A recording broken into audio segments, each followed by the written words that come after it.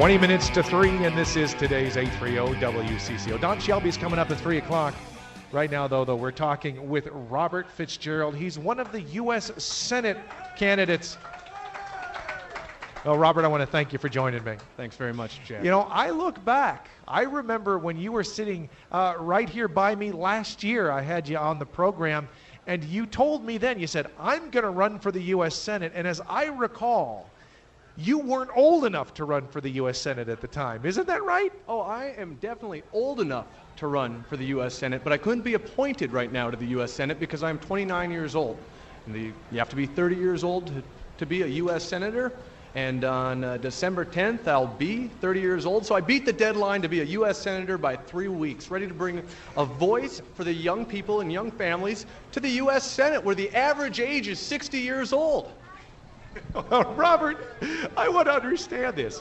I've had Amy on, I've had Mark on, the Republican and the Democrat candidates. They have a ton of money. They have the ability to win, they say. They have numbers they say they can win. And they would say, there's no way that we're even concerned about your candidacy. Oh, they're concerned today, Jack. We just got done with the Minnesota Public Radio debate. What a great opportunity to share a message with all of Minnesota. And that's where we're going to shine, is through the debates and sharing a message with Minnesotans that resonates with them. But we can spend a lot of time talking about the scenario that exists for success in this. But I think what we really want to talk about are the issues. Let's get straight to them then. I think that's exactly right. The first one. Are we better off now? Are we safer now than we were after 9/11? No, we are not. We are not safer, and the bureaucracy that has been added to our federal government in an effort to make us safer has not been successful. The Homeland Security has become a slush fund for no-bid contracts and government waste. We are not safer today after 9/11. I do not believe so. If we look at the numbers, and this is something that's been proven, I was talking to the director of the Cato Institute. Again, this is nonpartisan now. What they have found is looking at the tab, those special agreements where I will get my little project, my special project. 1994, there were 1,500. 2005, there were 15,000. We keep hearing both sides talk about actually cleaning up government, but all we find, it gets worse and worse and worse, no matter who's in power. So how do you step in as the Independence Party candidate and say, no, I am the guy who can do this? Because I'm the guy with integrity. And I am the guy who is not having his hands tied and being bought and paid for by special interest dollars. Only in Washington. Only in Washington. Get this, a $5,000 campaign contribution turns into a $1 million earmark on special financing in pork. That's not good for Minnesotans, it's not good for Americans, and our elected officials in Washington are wasting our tax dollars. I believe that we should get a dollar's worth of value for every tax dollar that's collected. But we're not getting that. So what we actually need in in Washington, what we need in Washington is a paradigm shift. We need a mind shift that says we are working towards the best value when we spend your tax dollars. Let's move to Iraq. People want to know what we're going to do. The story just came out today. Another Minnesota National Guard soldier was just killed. I think about this and it scares me. I think anybody who's had family or friends that are over there, and a lot of us do, I think of all the soldiers that I've had a chance to interview. I've stood side by side with them when I was in Kosovo, when I went down to Camp Shelby, when I was in Iraq. And I think about this, and every time I hear that there's another who has fallen, I'm always waiting for the news. Is this another soldier that I know? And everybody has to do that. What do we do with Iraq? Do we leave now? Do we set a date? Do we stay the course? Do we change course? What do we do? At no point are we talking about what is the cost of this effort. Thus far, we have spent $330 billion borrowed tax dollars on this effort, and Iraq is not stable. The civilian base does not feel safe or secure. I am the only major party candidate calling for an immediate withdrawal of our troops because we are not able to provide for the safety and security of the Iraqi civilians. That's what the goal should be.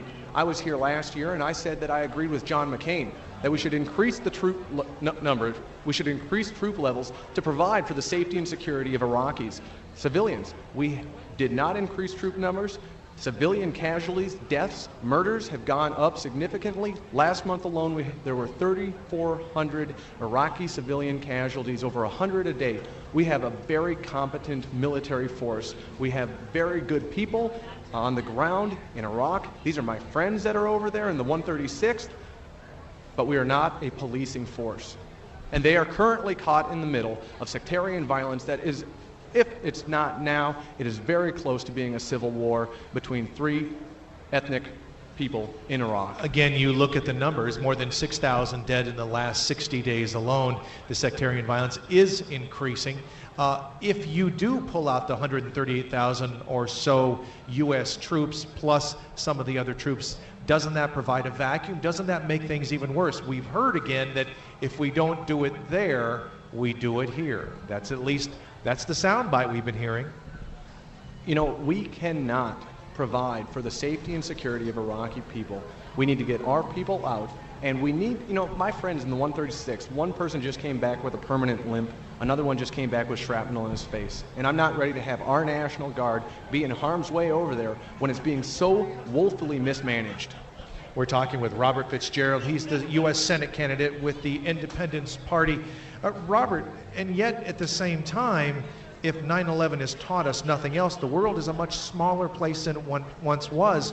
You can realize that all of a sudden what happens in a cave in Afghanistan can have an impact upon this country. So to simply say, well, gosh, we can't fix that problem, so we pull everybody out, does that answer the question? What do you do? Once we have gone in and done the things that we have, you do have to find a way to say, what do you do to fix it? Our goal is to provide for the safety and security of Americans as well. Anytime that an American does not feel safe or secure, government has failed.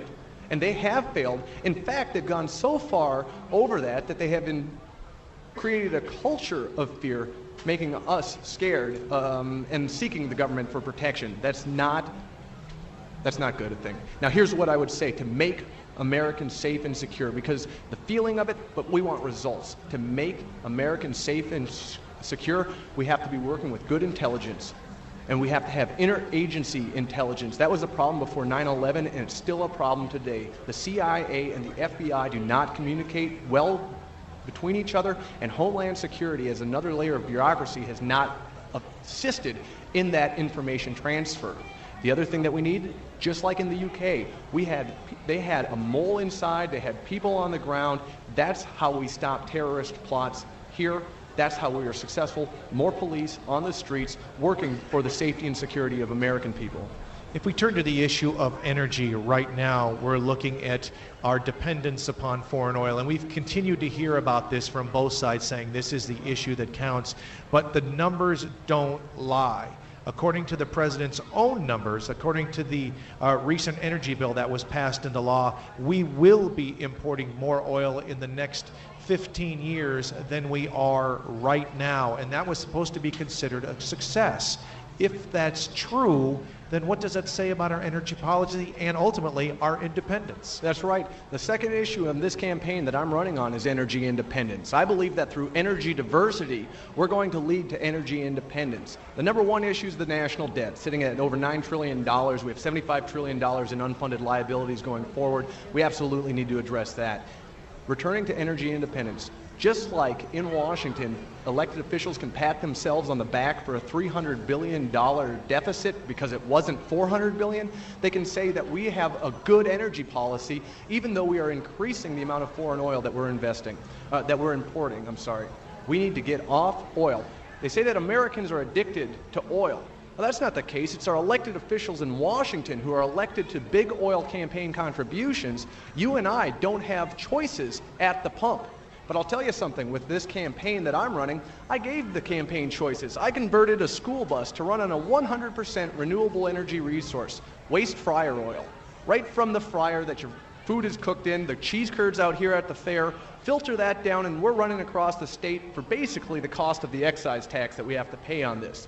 This campaign has options. We need elected officials that are coming up with solutions, offering options to individuals, options to meet their energy consumption needs, options in their elected officials, and leaders who are willing to protect that right. When we come back, let's talk a bit more about energy, but we'll also turn to ethics, one of the other big issues of the campaign. Robert Fitzgerald, he's running for the U.S. Senate seat vacated by Senator Mark Dayton. He's with the Independence Party. We're talking with Robert Fitzgerald. He's running for the U.S. Senate. Again, Robert, so many issues to talk about. One of them is spending. We hear from Republicans that Democrats are the tax and spend Democrats. We hear from the Democrats that the Republicans, no, they're spending too. What we find is that, in fact, both sides know very well how to spend money. Most recently, the president, this is according again to the Cato Institute, they have spent 45% more than their predecessors in the first term alone, and that excludes the issue of terrorism. That's actually twice what President Clinton spent, but yet at the same time, President Clinton and the Democrats did just fine on their own. How do you deal with the issue of spending? Look, I think nobody has a problem with government spending money if they spend it wisely. Isn't that the big issue? And how do you make the call? That's what we talked about just a little bit earlier, about a mindset that needs to be changed in Washington, looking for value in our tax dollars. But I believe that candidates who have spent multi-million dollars prior to getting into office are more than comfortable spending our money on frivolous things. In fact, I believe they've added too many zeros to the equation. So we absolutely need to be having leaders who are willing to make the tough decisions. And earmarks and no bid contracts, these things are not good for our spending policy. So are you saying no more earmarks again right now? 15,000 of those in 2005 versus 1,400 of those in 1994? Are you saying no earmarks of any kind? I don't think that earmarks are being abused in the current situation. So yeah, we should call a halt on earmarks. Ethics. Jack Abramoff. Yeah. That's all I have to say. All I know is I saw both sides jump up and down and say, oh, we're going to clean up government. We're going to deal with this problem. And yet, what we have seen after the arrest of Abramoff, there's a couple of others out there, Cunningham out in California, Tom DeLay has been indicted, a couple of others.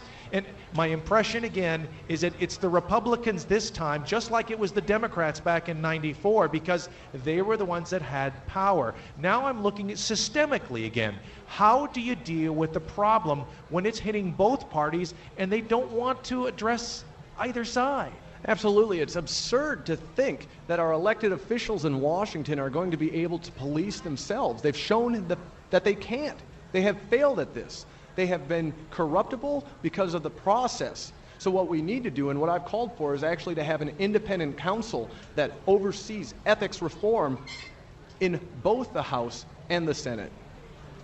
In the end, you've been doing this for some time. Again, I recall you sitting back here. You're a little heavier. I know you lost a little bit of weight.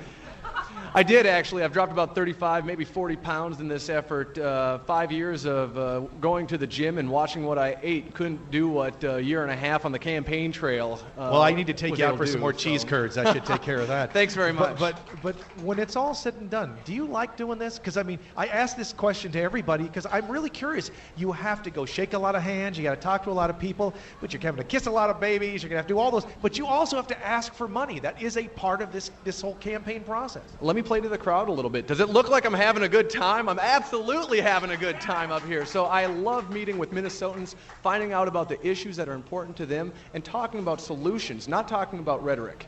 But you touched on one big thing, fundraising. Fundraising is an absolute miserable thing to do, and I have decided that's not the route I'm going. You're going to find out with the pre-primary filing that we have spent in this race $6,200.